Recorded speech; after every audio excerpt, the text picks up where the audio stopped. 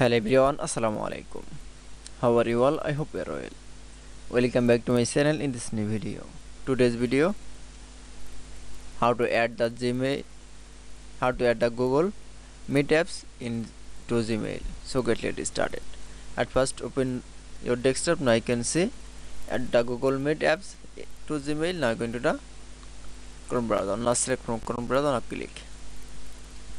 Now you can see then I show the open Chrome browser. Now you can see in the new interface. Now going to the Gmail option. Now select from Gmail. Now click Gmail. Now you can see then open the Gmail. The Gmail add Google Meet apps, Google setups. Now going to the setting option. Now click. Now select from apps in Gmail. Now click from customize option. Now select from Google Meet apps. Now click from done option. That it's now you can see then we show the Google setups. Now click from Google Sets.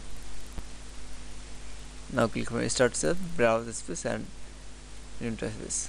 That it's now you can see add the Google Meet apps to Gmail is very easily. I hope you enjoyed the video. Please like